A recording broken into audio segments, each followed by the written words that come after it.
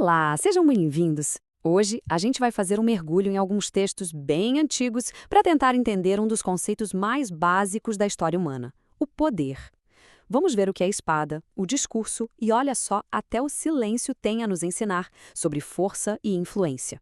Então, a nossa jornada começa com uma pergunta que é central para tudo. O que é que tem mais poder, no fim das contas? É a força bruta de uma espada, aquela que pode derrubar reis? Ou será que é o poder de uma palavra bem colocada, capaz de transformar o pensamento de alguém? Ou, quem sabe, a força estratégica de simplesmente ficar em silêncio? Para tentar responder a isso, a gente vai analisar 4 histórias bem diferentes. À primeira vista, elas não têm nada a ver uma com a outra. A história de um golpe de Estado, um debate filosófico lá em Atenas, a oração de um guerreiro e, por fim, a sabedoria que existe por trás da ideia de ficar quieto. Ok, vamos começar. E vamos começar pela forma de poder mais visceral, mais imediata que existe, a força bruta. A nossa primeira parada é no segundo livro dos reis. É lá que a gente conhece Jeú. Ele é um homem com um objetivo muito claro e, segundo a história, com uma espécie de autorização divina para usar a violência e redesenhar completamente o cenário político da sua nação. E o caminho dele até o poder é rápido e brutal. É só olhar a sequência. Ele não pensa 2 vezes, não tem negociação.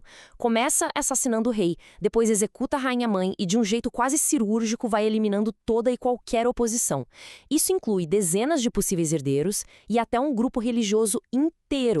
E olha, o que realmente impressiona aqui é a escala. 70. Esse número não é só uma estatística. De jeito nenhum. É uma declaração.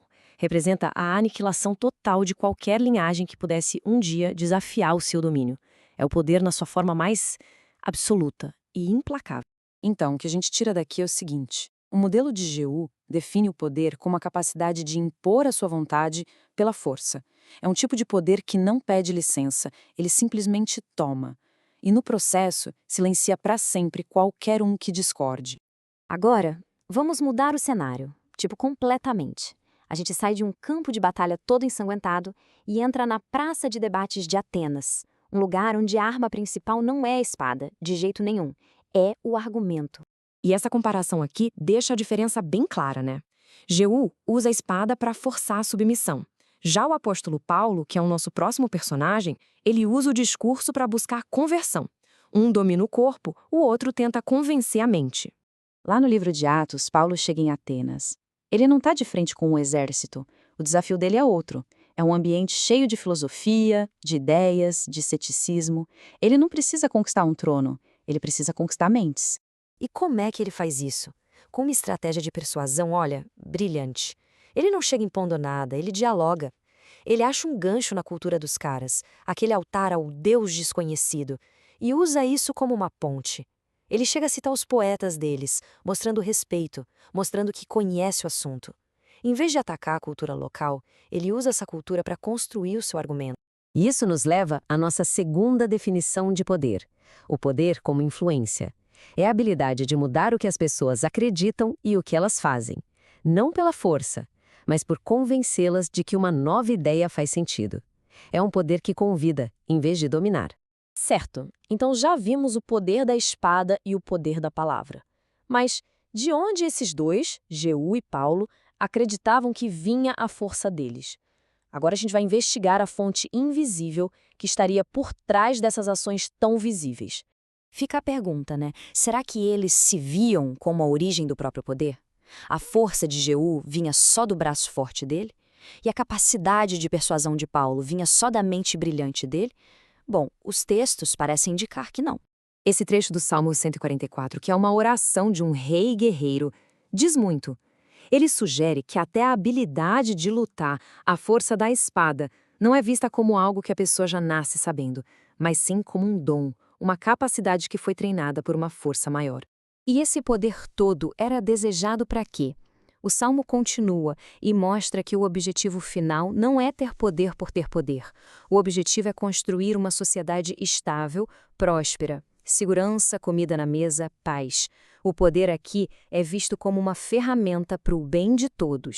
Então o ponto central aqui é o seguinte: tanto a força bruta de Jeú quanto a inteligência de Paulo, dentro de suas próprias histórias, são vistas como um poder que veio de outro lugar. A fonte verdadeira do poder, nessa perspectiva, está fora da pessoa. Bom, a gente já explorou a ação, a persuasão e a fé. Agora, o nosso último texto vai apresentar a forma mais surpreendente de força.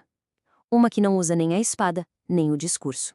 Agora, se preparem, porque vem uma virada na história. O livro de Provérbios nos dá uma perspectiva que desafia tudo o que a gente viu até aqui. Ele sugere que o poder pode estar exatamente onde a gente menos espera. Olhem só para esses dois provérbios, um do lado do outro. O primeiro diz que quem sabe das coisas controla o que fala. Já o segundo vai ainda mais longe. Diz que até quem não sabe nada, se ficar quieto, passa por sábio. Ou seja, saber a hora de falar e de não falar é um sinal de poder. Isso nos leva à nossa última definição, e talvez a mais sutil de todas. O poder que não vem do que se faz ou do que se diz, mas sim do que se escolhe não fazer e não dizer. É o poder que vem da observação, da paciência, do autocontrole. E assim a gente fecha o ciclo, voltando àquela nossa pergunta inicial, mas agora com muito mais coisa para pensar. Nesse mundo barulhento em que a gente vive, com pressão para agir, para falar o tempo todo, será que a maior demonstração de poder não é justamente saber a hora de ficar em silêncio? Fica aí a reflexão.